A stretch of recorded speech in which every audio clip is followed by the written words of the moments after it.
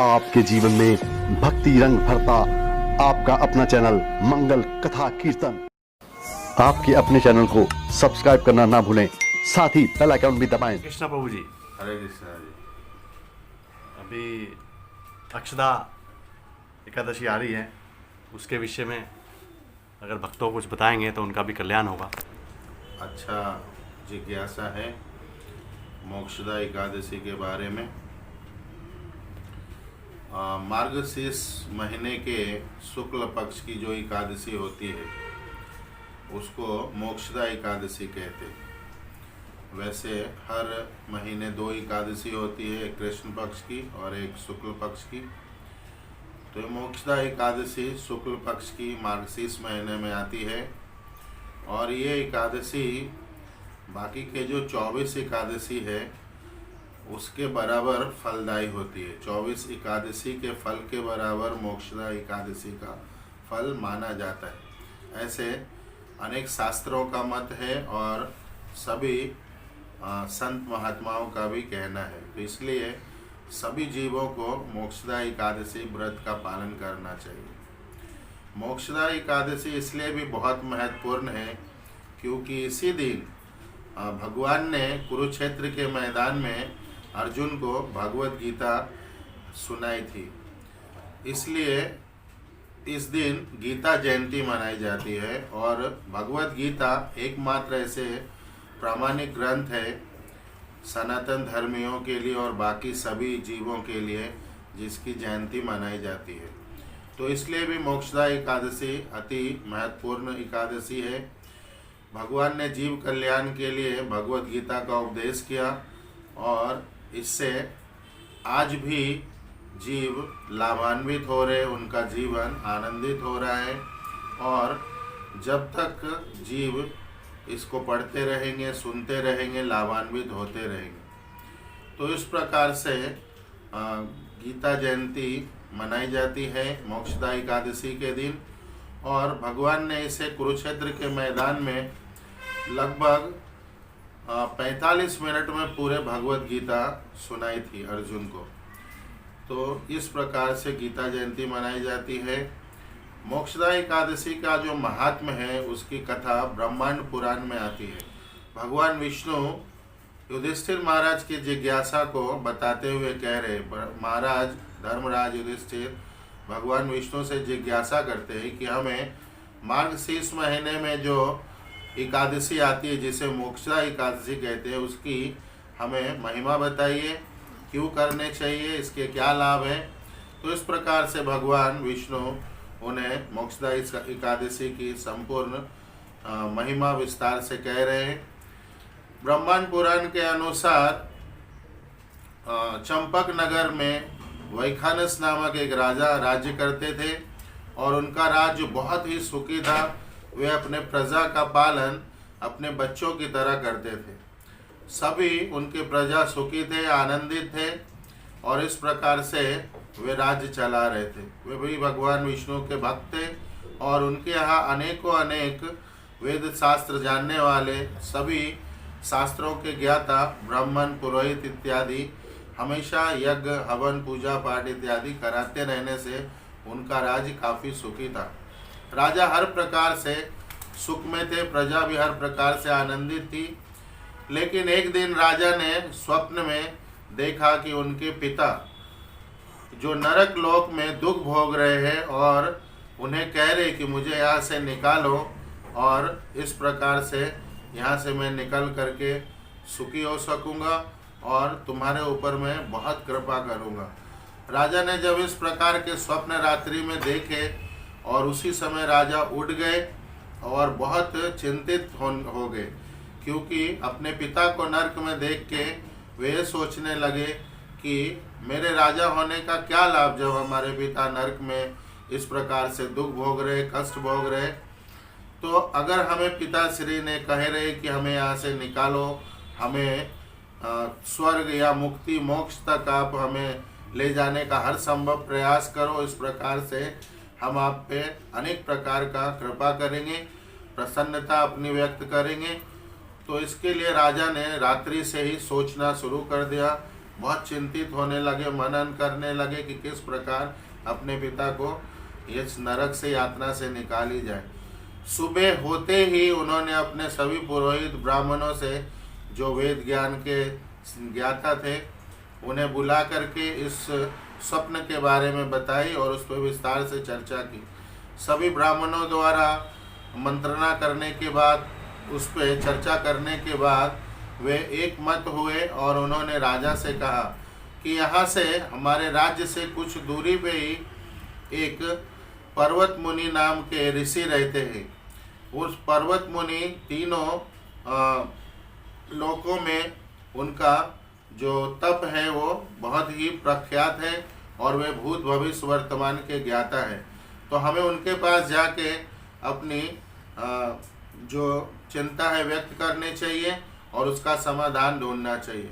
राजा ने तुरंत ही सभी तैयारी की और अपने सभी ब्राह्मणों के साथ, मंत्रियों के साथ और अनेक अनेक लोगों के साथ पर्वत मुनि के आश्रम में गए।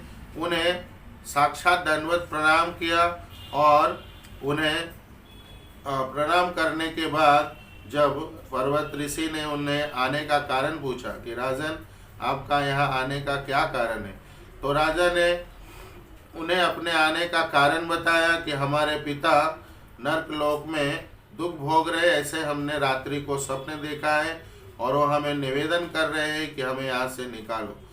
तो हमें पक्का पूर्ण विश्वास है कि आप हमें इसका कोई ना कोई समाधान अवश्य बताएंगे, क्योंकि आप भूत भविष्य वर्तमान और तीनों लोकों में अपने तप और साधना बल के लिए जाने जाते हैं। तो कृपा करके आप हमें इस दुख की घड़ी में हमारी सहायता कीजिए और हमें योग्य उपाय बताइए ताकि हम अपने पिता को नरक से निकाल सके और उनको मोक्ष प्रदान करा सके। पर्वत ऋषि ने जब राजा का इस प्रकार से वृत्तांत सुनने के बाद उन्होंने अपने ध्यान में गए और ध्यान में जाकर देखा कि पूर्व जन्म में जो वैखानस राजा के पिता थे, अपने अनेक पत्नियों के साथ भेदभाव करके रहते थे। इस भेदभाव के कारण उन्हें नरक प्राप्त हुआ था। तो इस प्रकार से जब सारी उनके बारे में जानने के बाद पर्वत ऋषि ने राजा को कहा कि आप मार्गशीर्ष महीने में आने वाली शुक्ल पक्ष की एकादशी, जो मोक्षदा एकादशी है, उस व्रत का पालन करिए नियम विधि पूर्वक, और उस व्रत के पालन के उपरांत, पालन करने के उपरांत उसका जो भी फल है आप अपने पिता को अर्पित कीजिए। परिणामतः आपके पिता नरक लोक से मुक्त हो जाएंगे और स्वर्ग लोक को जाएंगे।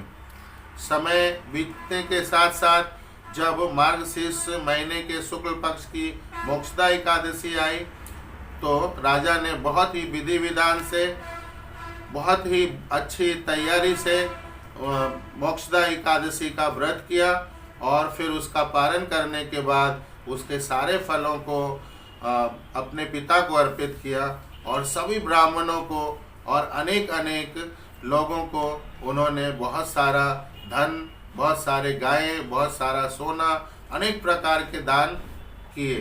परिणामतः उनके पिता तुरंत नरक से मुक्त हुए इस मोक्षदा एकादशी के प्रभाव से और स्वर्ग लोक को पधारे। इसी समय आकाश से अनेक पुष्पों की वर्षा हुई, अनेक प्रकार के वाद्य बजाए गए, सभी देवता प्रसन्न हुए और उनके पितरों ने, उनके पिताश्री ने उन्हें आशीर्वाद दिया कि आप जैसा पुत्र जिसे भी प्राप्त होगा वो बहुत ही भाग्यवान होगा और जो कोई भी अपने पिता या अपने पितरों के निमित्त इस एकादशी का व्रत करेगा, मोक्षदा एकादशी का, और उसका पुण्य उन्हें अर्पित करेगा, वे निश्चित रूप से नरकलोक या पितरलोक से मुक्त होकर के स्वर्गलोक को जाएंगे।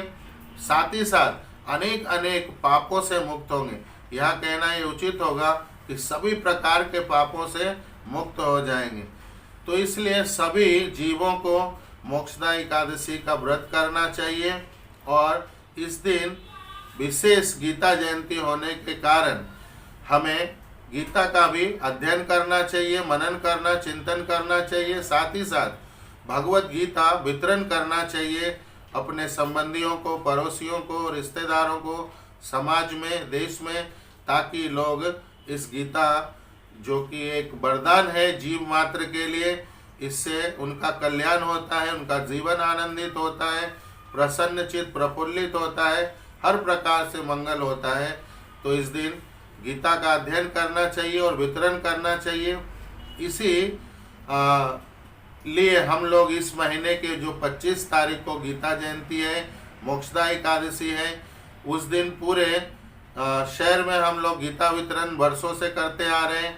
इस बार हम लोगों ने विशेष भगवत गीता पे जो 50% की छूट रखा है मराठी भगवत गीता के ऊपर, ताकि ज़्यादा से ज़्यादा लोग इस छूट का लाभ उठाएं, भगवत गीता अपने घरों में रिश्तेदारों को और सभी को दे सके, पहुंचा सके और उनका जीवन भी आनंदित हो सके।